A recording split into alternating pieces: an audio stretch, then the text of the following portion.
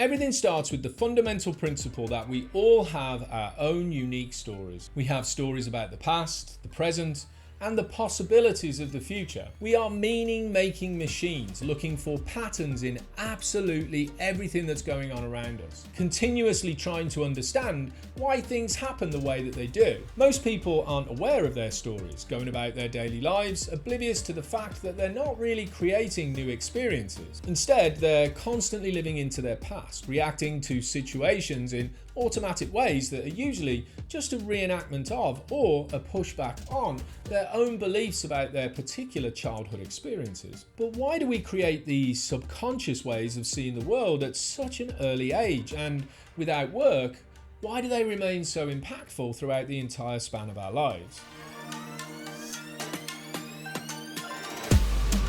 Most people who find themselves being drawn towards the theories of personality, according to the fundamental principles of schema therapy, have spent a number of years in other types of counselling, coaching, and even different styles of one-on-one therapy. Many of these people have gained valuable insights along the way, but often find themselves feeling frustrated by their lack of progress. Schema therapy itself is incredibly helpful in treating things like chronic depression and anxiety. It's also incredibly effective at helping people with their relationship difficulties. When integrated with the skills of DBT, it can support people with releasing the burdens being carried by some of those deep-rooted stories associated with childhood trauma. Schema therapy can also help prevent relapse for people who use substances to cope with their difficult and often unwanted emotional experiences. This is mainly because it supports people in understanding why they do what they do, as well as where their behaviours originally came from, and actually what purpose do they serve in their behavioural responses right now. Schema therapy is extremely effective in enabling change for people who feel hopeless about their long-lasting and often self-destructive behaviour patterns. Those problematic behaviours that seem so entrenched in our way of doing things that they appear to be a part of our very identity. This is predominantly because of the unique individual stories that I previously mentioned being so ingrained in our way of thinking that they create a number of different parts in our personality that become afraid of experiencing particular emotions that are connected to the activation of the primary schema. Now, we will get into the different parts that develop their own modes of behavior to cope with these feelings in a different video. Right now, all we have to know is when these parts are active in our personality system, they're responding with a rigid belief about what needs to be done to escape from these unwanted feelings. This rigidity of belief makes it extremely hard for us to see things any other way other than that of the current dominant schema. It's important to remember that our early maladaptive and often negative schemas are not just sitting active in our system all the time. Generally speaking, most people are walking around with a pretty positive set of stories floating around in their internal world. Then, when something happens, it activates a negative emotional experience from the past that sends our system into a particular way of seeing the world. As a result, we begin to react in ways that are generally not that effective in supporting us in living the life we want to live. Now, before we delve into some of the more common schema that are out there, I have to touch on something that is extremely important for us all to know. When we begin to look at each of these schemas and we read the guidelines for the possibility of their presence in our thoughts and feelings, it is extremely common for us to find the evidence for every single one of them existing in our system, but this simply isn't possible. If this happens for you, don't worry, there's absolutely nothing wrong, and it doesn't mean you're so messed up that there is zero hope for you at all. We are human beings and we have a past, so therefore we create stories about our experiences. Some of these stories leave a long-lasting impression on the way we see the world, and some of them don't. What we're trying to do here is find the ones that are dominant, the most impactful schema that exist within our system, the ones that hit our emotional experiences the most. These stories create a fear that activates our defenses, and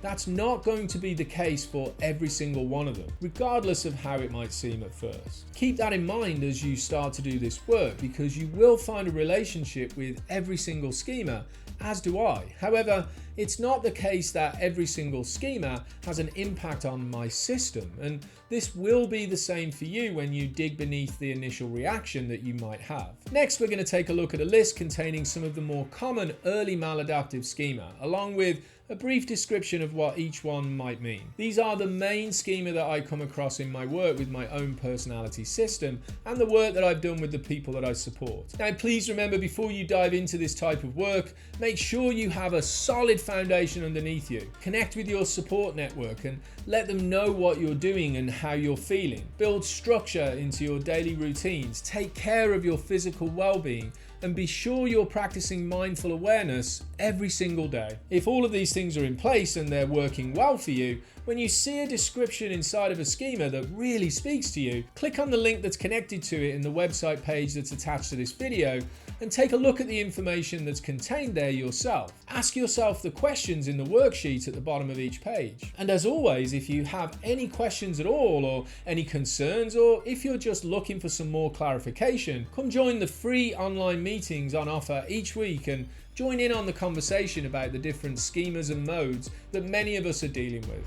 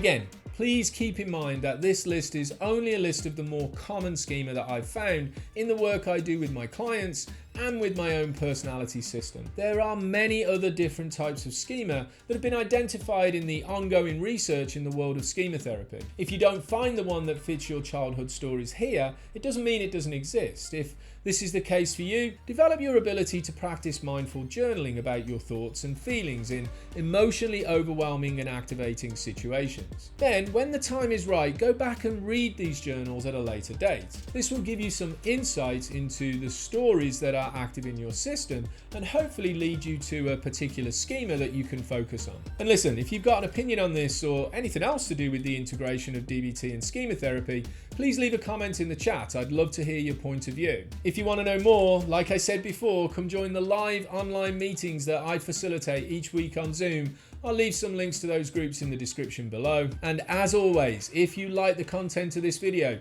please subscribe to the channel, smash that like button and turn on those notifications to get all the latest from me and the Liberation Place. I hope this video gave you some ideas on what the more common schemas might be and how they relate to your own personality system. Thanks for watching, see you again soon, take care, be safe and be well.